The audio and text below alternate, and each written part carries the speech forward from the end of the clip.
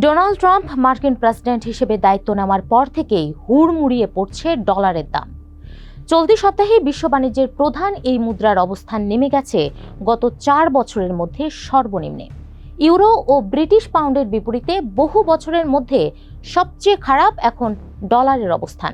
পরিস্থিতি এতটাই নাজুক যে গত এক সপ্তাহেই ডলারের মান কমেছে প্রায় 3%। এই অবস্থায় ক্রয় ক্ষমতা কমেছে মার্কিনীদের, বিদেশ ভ্রমণও হয়ে উঠেছে ব্যয়বহুল, বাড়তে শুরু করেছে আমদানি করা পণ্যের দাম।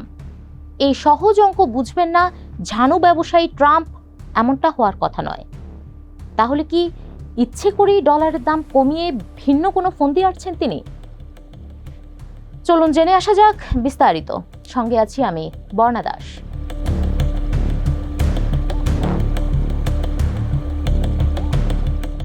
গত এক দশকের বেশি সময় ধরে শক্ত অবস্থান ছিল ডলারের। বিশেষ করে 2020 থেকে 2022 সালের মধ্যে ডলারের মান সবচেয়ে দ্রুত বেড়েছে। করোনা পরবর্তী সময়ে যুক্তরাষ্ট্রের অর্থনৈতিক প্রবৃদ্ধিও ছিল বেশ ভালো, সুদের হারও ছিল তুলনামূলক বেশি, যে কারণে বিনিয়োগকারীদের ঝোঁক ছিল ডলারের দিকে। কিন্তু ট্রাম্প ক্ষমতায় আসার পর থেকে পরিস্থিতি পাল্টাতে শুরু করে।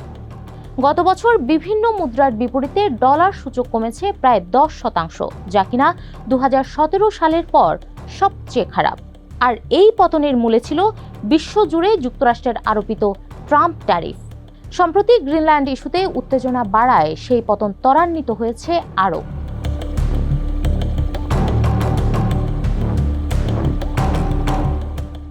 ডলারের দরপতনকে ট্রাম্প প্রশাসনের নীতির প্রতি বাজারের উদ্বেগের প্রতিফলন হিসেবে দেখছেন বিশ্লেষকরা। ব্রুকিংস ইনস্টিটিউশনের সিনিয়র ফেলো রবিন ব্রুকস বলেন, বাজার যেটার প্রতিক্রিয়া দেখাচ্ছে তা হলো এই প্রশাসনের নীতিগত অস্থিরতা, কখনো কড়াকড়ি আবার কখনো শিথিলতা। শুল্কনীতি ও গ্রিনল্যান্ড ইস্যুতে যেভাবে বারবার অবস্থান বদলানো হচ্ছে, বাজার সেটিকে নেতিবাচকভাবে দেখছে। আর এই বিশৃঙ্খল নীতির কারণে সবচেয়ে বেশি ক্ষতি হচ্ছে যুক্তরাষ্ট্রই। অন্যদিকে ম্যাককোয়ারির বৈদেশিক মুদ্রা কৌশলবিদ থিয়েরি উইজম্যান বলেন, গ্রিনল্যান্ড নিয়ে বাণিজ্য উত্তেজনা হঠাৎ অনেক বেড়ে যাওয়ায় বিনিয়োগকারীরা ভীত হয়ে পড়েছে।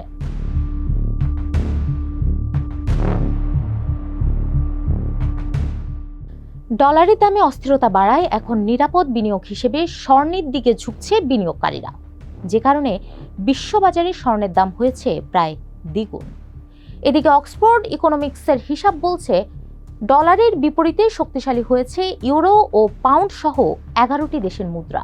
অন্যদিকে যুক্তরাষ্ট্রের প্রতি আস্থা কমায় সম্প্রতি মার্কিন বন্ড কেনা কমিয়ে দিয়েছে নেদারল্যান্ডস ও ডেনমার্কের কিছু পেনশন তহবিল।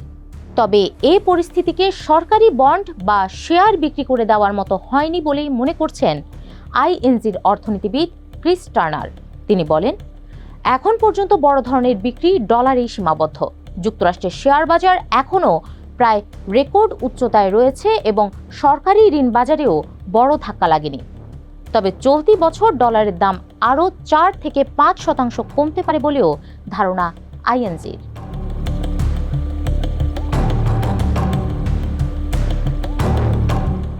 প্রেসিডেন্ট ছাড়াও পাকা ব্যবসায়ী হিসেবে বিশ্বে পরিচিতি আছে ট্রাম্পের।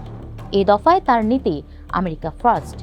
কাজেই তিনি ক্ষমতায় থাকার পরও মার্কিন ডলারের দরপতন ঘটবে আর তিনি তা দেখেও কোনো পদক্ষেপ নেবেন না, এমনটি ভাবার কোনো কারণ নেই। বরং এই ডলারের দাম পতনের পেছনেও আছে তার হাত।